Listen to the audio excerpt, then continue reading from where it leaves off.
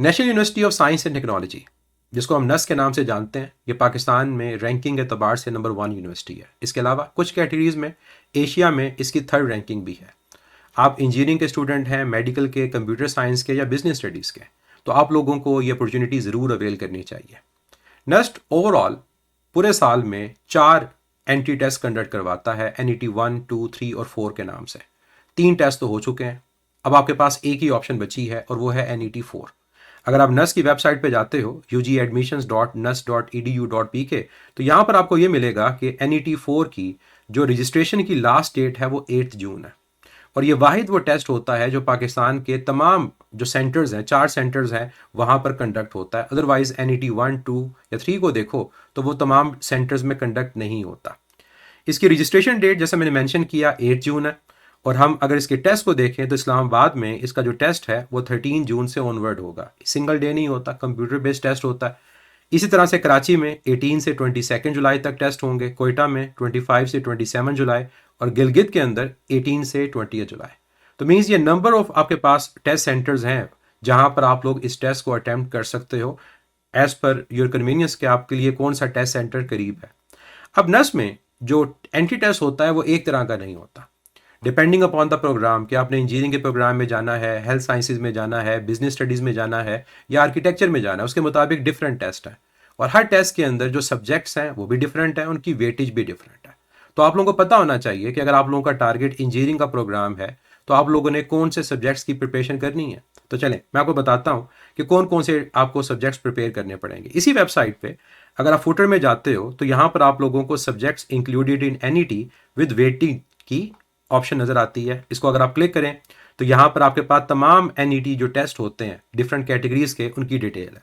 जैसे NET engineering, अगर आप लोगों ने FSC प्री इंजीनियरिंग की या इवन प्री मेडिकल की या ICS की तो आप लोगों के लिए टेस्ट होगा। अब ये जो टेस्ट होता है NET इंजीनियरिंग, ये इंजीनियरिंग के प्रोग्राम के लिए होता है, कंप्यूटर साइंस के प्रोग्राम के लिए होता है। इसके अलावा इन्होंने मेंशन किया हुआ है कि अगर आप इस टेस्ट को क्लियर करते हो तो आप without any extra fee BS informatics, mathematics, physics, chemistry, food sciences और टेक्नोलॉजी के लिए भी एलिजिबल हो।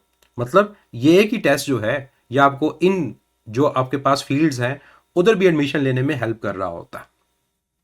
अब NET इंजीनियरिंग के अंदर मैथ, फिजिक्स और इंग्लिश है, कंप्यूटर साइंस नहीं है। इस टेस्ट के अंदर केमिस्ट्री भी नहीं है। मैथ की सबसे ज़्यादा वेटेज है 50% और ये मैथ FSC बेस होता है, मैट्रिक बेस नहीं होता। कुछ इंजीनियरिंग यूनिवर्सिटीज़ के अंदर मैट्रिक बेस आपके पास मैथ का टेस्ट होता है, यहाँ पर ये FSC बेस्ड मैथ होता है। तो 50% आपके पास मैथ, फिजिक्स 30% और इंग्लिश 20% होता है। अब यहाँ पर जो प्री मेडिकल के स्टूडेंट हैं उनके पास भी चांस है कि वो अगर इस टेस्ट को क्लियर कर लें तो वो नस से किसी भी इंजीनियरिंग फील्ड में एडमिशन ले सकते हैं। लेकिन कुछ कंडीशंस यहाँ पर मेंशन उन्होंने की हुई हैं कि अगर आप लोग इस टेस्ट को क्लियर कर लेते हो तो आपको 8 वीक्स का एक कंडेंस मैथ प्रोग्राम करना होता है, जिसकी डिटेल यहाँ मेंशन है, जिसमें आप इनरोल होगे। और ये बिफोर एडमिशन है, एडमिशन से पहले आपको ये जो कोर्स है मैथ का क्लियर करना होगा और ये लाजिम है। क्योंकि अगर आप इंजीनियरिंग की फील्ड में जा रहे हो वहाँ पर आपको कैलकुलस पढ़नी है, तो अगर आपकी FSC वाला मैथ स्ट्रॉन्ग नहीं होगा तो फिर आपको बहुत स्ट्रगल करनी पड़ती है, फिर ड्रॉप आउट्स बहुत बढ़ जाते हैं, स्टूडेंट को प्रोग्राम अपने चेंज करने पड़ते हैं। और ये कोई अच्छा सोल्यूशन नहीं है कि अगर आप इतनी मेहनत कर रहे हो, आप लोग टेस्ट भी क्लियर कर लेते हो, तो फिर थोड़ी सी मेहनत करके ये कोर्स भी आपको कंप्लीट करना होगा ताकि आप लोगों के लिए आगे मसला ना हो। इसी तरह से अगर आप कंप्यूटर साइंस की फील्ड में एडमिशन लेना चाह रहे हो नस के अंदर, तब भी आपको यही टेस्ट देना है और प्री मेडिकल के स्टूडेंट्स भी एडमिशन ले सकते हैं। और उसके लिए ये मैथ का जो प्रोग्राम है 8 वीक्स का यहाँ पर मेंशन नहीं किया गया। तो मतलब उसके बगैर भी कंप्यूटर साइंस के प्रोग्राम में एडमिशन ले सकते हो, लेकिन इंजीनियरिंग के लिए वो मैथ का 8 वीक का कोर्स करना ज़रूरी होता है। तो ये तो हो गया NET इंजीनियरिंग कि अगर आप इंजीनियरिंग के प्रोग्राम में जाना चाह रहे हो या फिर आप लोग कंप्यूटर साइंस के प्रोग्राम में जाना चाह रहे हो। नेक्स्ट हमारे पास आता है NET अप्लाइड साइंसेस। इसमें प्री मेडिकल के स्टूडेंट्स जो हैं, जो FSC में या इंटर में बायो, केमिस्ट्री, फिजिक्स के कॉम्बिनेशन को देखते हैं, ये उनके लिए होता है। इसमें उन्होंने बायो, केमिस्ट्री और इंग्लिश को तैयार करना है। बायो 50%, केमिस्ट्री 30, इंग्लिश 20, फिजिक्स यहाँ शामिल नहीं है। और जो ये NET अप्लाइड साइंसेज है, इसके थ्रू आप लोग BS biotechnology, BS environmental sciences, BS agriculture, BS food science and technology, BS informatics और BS केमिस्ट्री, इनमें एडमिशन ले सकते हो। तो ये तमाम वो फील्ड्स हैं जिसमें प्री मेडिकल के स्टूडेंट एडमिशन ले सकते हैं और उनको फिजिक्स के अलावा बाकी ये 3 सब्जेक्ट्स प्रिपेयर करने होंगे।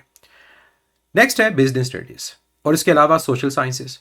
इसमें अगर आप देखें तो ये मैथ नहीं है, ये क्वांटिटेटिव मैथ है, ये डिफरेंट है। ये वो मैथ नहीं होता जो एफएससी में आप पढ़ते हो।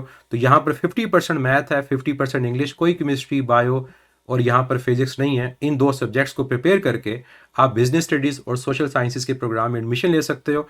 सोशल साइंसेस में यहाँ पर मेंशन किया हुआ है उन्होंने कि हमारे पास पब्लिक एडमिनिस्ट्रेशन है, मैस कॉम है, इकोनॉमिक्स है, psychology, accounting and finance, tourism, LLB, hospitality management, liberal arts and humanities. ये सारे के सारे प्रोग्राम्स हैं जिनमें आप नस में एडमिशन ले सकते हैं। तो अगर आपका इंटरेस्ट है इन फील्ड्स के अंदर तो आप लोगों को ये 2 सब्जेक्ट्स प्रिपेयर करने होंगे।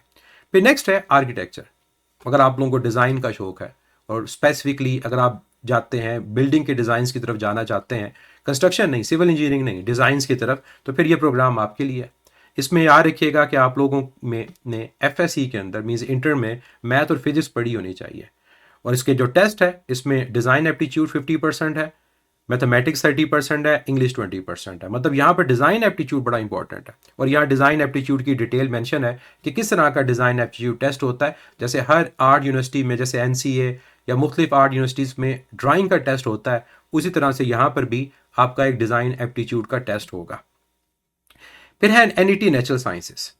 अगर आप यहाँ पर देखें तो सिर्फ आपको मैथ और इंग्लिश को प्रिपेयर करना है। इसमें उन्होंने सिर्फ एचएससीसी मेंशन किया हुआ है, एफएससी मेंशन की हुई है, मेडिकल इंजीनियरिंग मेंशन नहीं किया। इसका मतलब इसके इक्वलेंट कोई भी प्रोग्राम आपके पास है तो आप एलिजिबल हैं इसमें एडमिशन लेने के लिए। अब BS math, BS physics, BS chemistry ये आपके पास ऑप्शन है, लेकिन आपका बैकग्राउंड इन सब्जेक्ट्स में होना चाहिए। ऐसा नहीं कि अगर आपने आईसीएस पढ़ी हुई है, उसमें आपको पता है आपने इंटर में कंप्यूटर साइंस पढ़ी, तो फिर आप बीएस केमिस्ट्री नहीं कर सकते। तो जिस सब्जेक्ट में आपने एडमिशन लेना है आपका बैकग्राउंड उसमें होना चाहिए, अदरवाइज आप इस प्रोग्राम में एडमिशन नहीं ले सकते। और इसके लिए सिर्फ आपको मैथ और फिजिक्स को प्रिपेयर करना होगा। एक बात मैं यहाँ सिलेबस के हवाले से क्लियर कर दूँ कि नस का जो एंट्री टेस्ट होता है उसमें सिलेबस आपका सिलेक्टेड नहीं होता, एफएससी का कंप्लीट सिलेबस होता है। तो आप लोगों को कंप्लीट तैयारी करनी होती है, कोई भी टॉपिक आप लोग मिस नहीं कर सकते, आपको 100% कोर्स कवर करना है, तभी जाकर आप लोग इस एनईटी के टेस्ट को क्रैक कर सकते हैं। एनईटी 4 की प्रिपरेशन के लिए फिजिक्स इन सेकंड्स के पास आपके लिए सोल्यूशन है, बुराक सेशन। और ये एक ऐसा सेशन है जिसमें आप लोग सिर्फ एनईटी की यानी नस की प्रिपरेशन नहीं कर सकते, बल्कि अगर आपका टारगेट नस के अलावा जीकी है, प्यास है, एनईडी है, फास्ट है, यूईटी है या कोई और इंजीनियरिंग यूनिवर्सिटी है, तो आप इस प्रोग्राम के थ्रू, इस कोर्स के थ्रू आप तमाम इंजीनियरिंग यूनिवर्सिटीज़ के एडमिशन टेस्ट की तैयारी कर सकते हो। इस प्रोग्राम के अंदर, इस कोर्स के अंदर आप लोगों को जहां पूरा कंटेंट प्रोवाइड किया जाएगा, चाहे वो मैथ से रिलेटेड है या क्वांटिटेटिव मैथ से रिलेटेड है, वो फिजिक्स है, केमिस्ट्री है, बायो है या इंग्लिश है या कंप्यूटर साइंस है। इसके अलावा हर यूनिवर्सिटी के आपको फुल लेंथ पेपर्स भी प्रोवाइड किए जाएंगे, ताकि जो यूनिवर्सिटी आपका टारगेट है आप लोग पर्टिकुलरली उस यूनिवर्सिटी के फुल लेंथ पेपर्स को भी अटैम्प्ट कर सकते हो और साथ उनकी डिस्कशन अवेलेबल होगी ताकि आप अपने आप को इवेलुएट कर सकें। तो ये नस्ट आपके पास एक बेस्ट अपॉर्चुनिटी है। अगर आप लोग बाकी तमाम यूनिवर्सिटीज़ के साथ इस यूनिवर्सिटी को रखना चाह रहे हैं तो मैं आपको लाजमी रिकमेंड करूंगा कि लाजमी इसको रखें। आपको इसी वेबसाइट के ऊपर इसका फ़ीस स्ट्रक्चर भी मिल जाएगा। यानी अगर आप इस वेबसाइट पे जाते हो तो आपके पास फ़ीस स्ट्रक्चर है और आपने अंडर ग्रेजुएट प्रोग्राम को देखना है कि एग्जैक्टली क्या एडमिशन फ़ी है। 35,000 है, सिक्योरिटी डिपॉजिट 10,000 है और जो पर सेमेस्टर फ़ी है वो 1,97,050 है। और ये engineering, computer science, natural sciences और अप्लाइड साइंसेज के लिए है। जो आर्किटेक्चर या सोशल साइंसेज या बिजनेस स्टडीज़ हैं उनकी फ़ी जो पर सेमेस्टर है वो इससे ज़्यादा है। तो आप लोग इस फीस स्ट्रक्चर को भी देख सकते हैं, ये भी आपको हेल्प करेगा डिसाइड करने में कि क्या ये यूनिवर्सिटी आपको सूट करती है फाइनेंशियली या नहीं करती। बाकी हर यूनिवर्सिटी के अंदर आपके पास ऐसी ऑप्शंस होती हैं जिनके थ्रू आप लोग स्कॉलरशिप्स के लिए एलिजिबल हो सकते हैं या फाइनेंशियल एड ले सकते हैं। तो उन अपॉर्चुनिटीज़ को भी अपने माइंड में रखें और वो डिटेल भी आप लोगों को इन वेबसाइट से मिलती है। तो अगेन एट द एंड मैं आप लोगों को रिकमेंड करूंगा कि आप लोग इस नस्ट क्या जो NET 4 है इसके लिए ज़रूर अपने आप को इनरोल करें, तैयारी करें और तैयारी करके लाजमी टेस्ट दें। इंशाल्लाह अगर आपके ये हक़ में बेहतर हुआ तो आप लोग ज़रूर अपने एडमिशन को सिक्योर करेंगे और इंशाल्लाह ये आपके फ्यूचर के लिए भी बेहतर होगा।